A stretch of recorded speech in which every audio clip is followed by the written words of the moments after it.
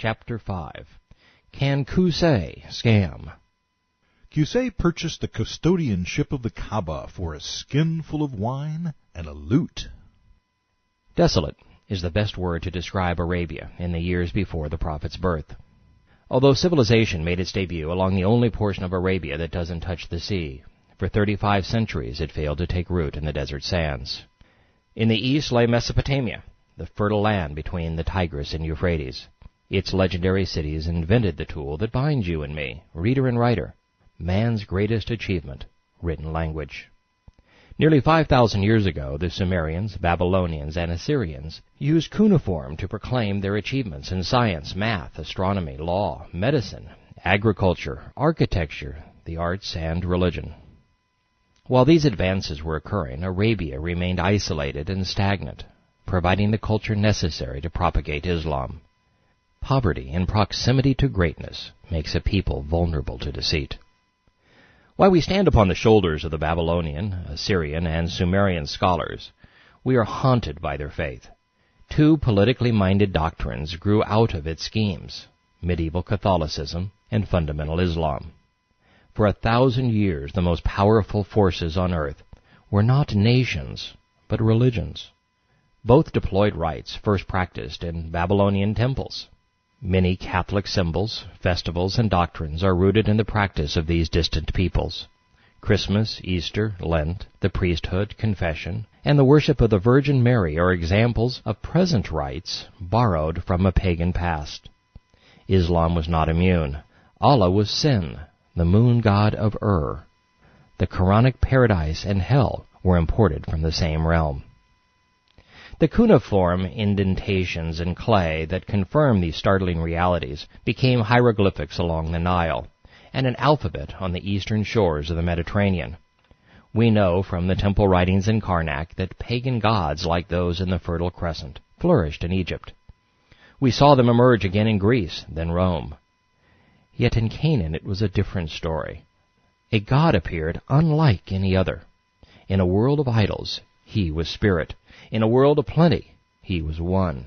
In a world of distant deities symbolized by astronomical bodies, he was personal, approachable, knowable. His name was Yahweh. His people were Jews. Together they documented their history and their relationship. In so doing, these people at the western doorstep of Arabia played a central role in the most telling of all modern tales. Their intersection begins when a young man named Abram left sin. In a perilous journey, he and his stunning wife Sarai, his father Terah, and his nephew Lot left Ur of the Chaldeans and headed northwest. Crossing along the roof of the Arabian Peninsula, their route carried them along the Euphrates to an outpost called Haran. Here, Abram's father died, but not his father's God. Sin, the moon god of reigned supreme. Called by a higher source than even the moon and its god, Abram, Sarai, and Lot left for the safety of the mighty river and headed to the land of Canaan, the promised land. In the greatest story ever told, Abram became Abraham, father of nations. He sired Ishmael at 90 by way of his wife's Egyptian maid, and in so doing, Abraham gave birth to the seed of Islam. A decade later, the centenarian witnessed the promised miracle birth of Isaac to Sarai, now Sarah. Isaac became the child of destiny, for through him would come all of the prophets and patriarchs: Jacob, Joshua, Moses, David, Solomon, Isaiah, Daniel, Jeremiah, and 2 millennia later, Yeshua, known to Westerners as Jesus of Nazareth. This biblical story was destined to play out in the crossroads of history, in the most contested land on earth, at the very intersection of continents. Yet these great dramas depicting the rise of civilizations and faiths simply teased the Arabians. The footprints of culture, science, language, religion, law, and the arts were blown away by the searing sands. The Chaldeans, Assyrians, Babylonians, Persians, Egyptians, Greeks, and Romans all intertwined their history with Abraham's descendants through Isaac, but not Ishmael.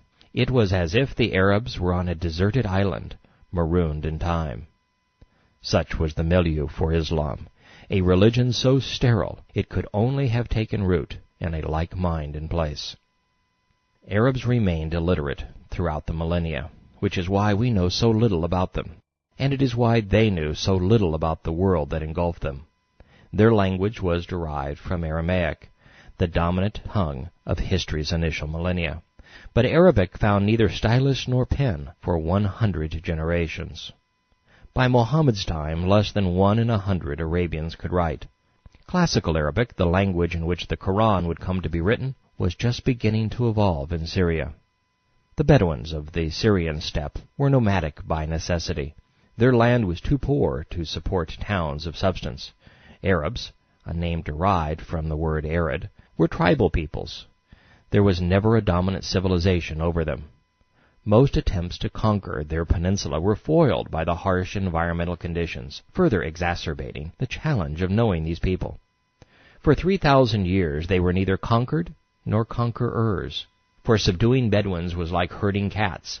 The Babylonians, Assyrians, Egyptians, Persians, Greeks, and Romans all failed.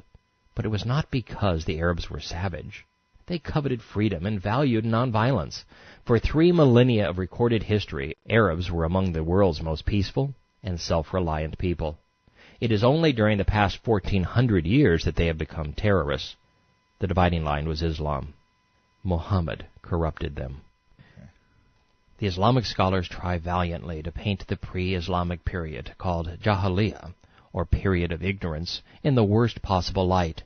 They demonize Arabs to make the resulting Islamic society, arguably the most ignorant and brutal in world history, look good by comparison.